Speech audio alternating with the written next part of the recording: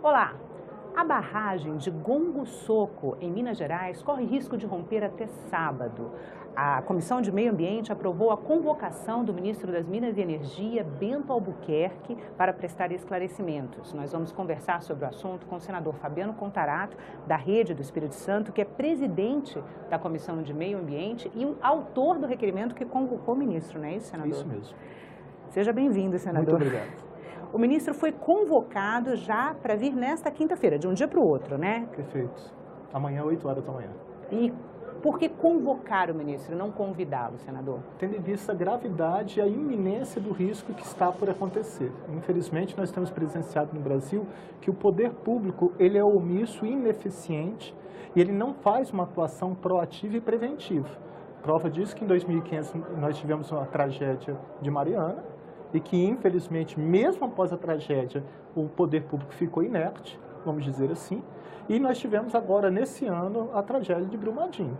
Bom, e 4 meses depois, passamos por uma situação de risco justamente de uma tragédia semelhante. E agora, a própria empresa atesta isso, já foi feita simulação, né? Já foi retirada. Em fevereiro desse ano, por exemplo, houve o acionamento de sirenes e a desocupação de 500 pessoas da localidade. Então, o risco é iminente, a gente não pode esperar. Por isso que houve o caráter de convocar o ministro e não de convidar, porque quando o ministro é convidado, ele pode comparecer ou não. Na convocação, ele deve sob pena de crime de responsabilidade. Então, eu pessoalmente conversei por telefone com o ministro, sensibilizando ele da necessidade que ele compareça aqui amanhã para justamente explicar o que o Ministério das Minas e Energias está fazendo de forma proativa, preventiva, se está havendo monitoramento dessa mina e de outras, e qual a consequência, o impacto disso e o que deve ser feito para evitar qualquer tipo de tragédia ali no local. Porque nós temos 3 municípios com aproximadamente de 70 a 80 mil habitantes, né, que é Santa Bárbara, São Gonçalo e no próprio Barra de Cocais, que são municípios ali que correm o risco de uma eventual tragédia ser atingido. Então, a necessidade é que o ministro venha e explique e comprove o que está sendo feito de forma proativa. Essa é uma demonstração de que a Comissão de Meio Ambiente ela não tem que ficar numa postura inerte. Eu assumi essa comissão com um compromisso de que ela seja proativa. Independente das reuniões, nós vamos fazer sessões temáticas para debater todos os temas que envolvem o meio ambiente, e esse caso é de extrema urgência, que tão logo eu tomei conhecimento, eu fiz esse requerimento, e vamos diligenciar essa semana. Em Minas Gerais, eu estou tentando já uma agenda com o próprio governador do estado, com o próprio Ministério Público, me colocando à disposição e vendo em loco o que realmente a gente pode fazer para que, infelizmente, para que nós não tenhamos uma outra tragédia como aconteceu em Mariana, em Brumadinho, e agora nós temos aí a própria empresa falando que há o deslizamento desse talude, né, que é quando se retira, quando se escava da mina, se coloca o material e aí forma um monte, esse monte vai havendo deslizamento e o que pode acontecer é uma tragédia. É a partir desse deslizamento haver o rompimento dessa barragem, né, que é a barragem sul. Dessa mina, né? Desse local do talude que ele desliza e ocasiona um efeito cascata pela gravidade e que pode atingir danos de uma proporção muito grande. E são vários setores responsáveis, né? Dentro do próprio setor público, a gente tem o Ministério Público, a Defesa Civil, o Governo do Estado, o Governo Federal. Qual a expectativa do senhor em relação à atuação do Estado? Bom, eu acho o seguinte, todas as instituições que compõem o Estado, nós temos o Estado Democrático de Direito e dentro dele nós temos as diversas áreas de atribuições e competências. É necessário informar, e isso eu quero deixar claro, e hoje com o requerimento aprovado, eu deixei isso explícito, que a gente tem responsabilidade não só por um comportamento positivo, não só por ação, mas nós somos, principalmente o poder público, ele tem a função de garantidor, ou seja, ele peca, ele é responsável civil, administrativa e criminalmente também por omissão.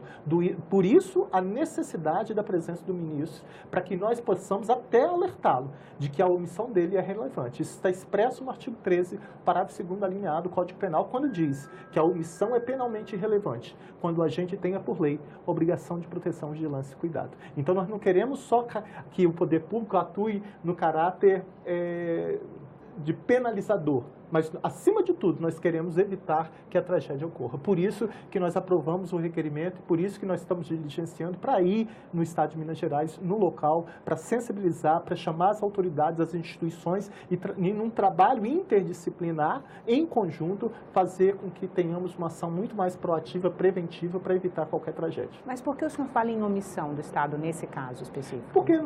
Porque a pergunta e isso nós vamos fazer ao ministro, quantas minas nós temos no país?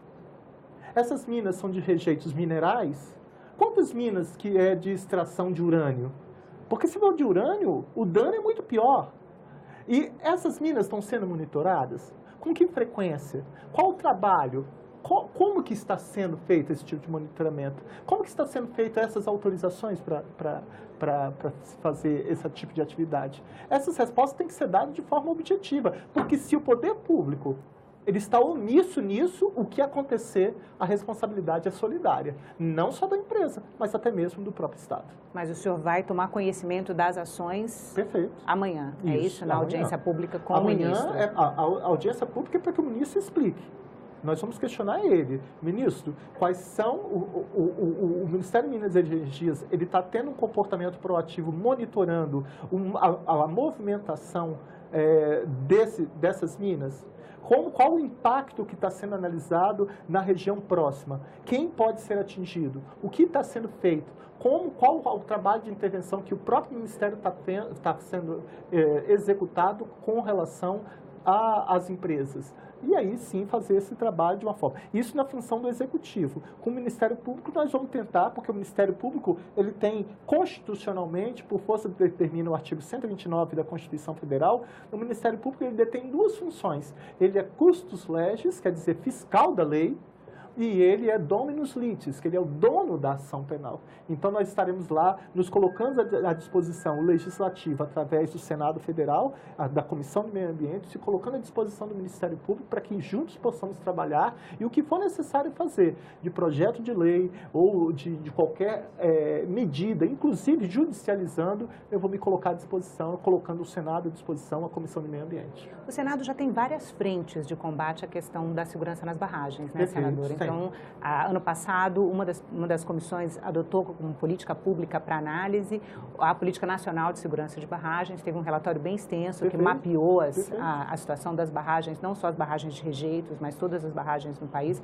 O relatório realmente, o resultado dele é assustador, né? E a Câmara tem uma CPI em função de Brumadinho. O Senado também tem uma CPI em função de Brumadinho. O senhor pensa em articular esse conhecimento que já está acumulado no Senado e trazer para a Comissão de Meio Ambiente? Isso já é independente desse fato ou das tragédias que aconteceram, isso já é uma postura que eu já estou definindo dentro da Comissão de Meio Ambiente. Todo o material, todas as audiências públicas, todos os convidados envolvidos, tudo que for debatido, ele vai ser disponibilizado, inclusive, para a população, para a elaboração de artigos, para a comunidade científica. Agora, aqui tem um ponto que eu acho mais importante. Não adianta a gente fazer, por exemplo, uma comissão parlamentar de inquérito se você não tem um trabalho de execução. A população não quer só o discurso, a população não quer só a teoria, a população quer resultado. Ela quer segurança, ela quer respeito à sua integridade física e saúde. Porque o principal bem jurídico que tem que ser protegido pelo Estado é a vida humana, o respeito à integridade física. E isso está sendo banalizado em detrimento do poder econômico, financeiro e patrimonial, não tenho dúvida disso. O que eu estou querendo chamar a atenção é que não basta a gente ficar só no discurso. E falo isso até como um desabafo. Eu sou presidente da Comissão de Meio Ambiente. O senhor é do Espírito Santo, a empresa que cedia, perfeito, né, a grandes mineradoras. Isso. Então, eu sou presidente da Comissão de Meio Ambiente, nós temos 34 senadores, mas aqui eu faço uma crítica como já fiz em outras oportunidades. Quando acontece uma tragédia, vários políticos querem efetivamente provocar audiência pública, provocar CPI, participar, ir no local. Mas na hora que nós temos, porque meio ambiente é um problema diuturno. É 365 dias por ano. E o meio ambiente ele é de uma forma diversificada. E na hora que nós pautamos determinadas matérias dentro da Comissão de Meio Ambiente, eu não tenho como prosseguir por ausência de quórum.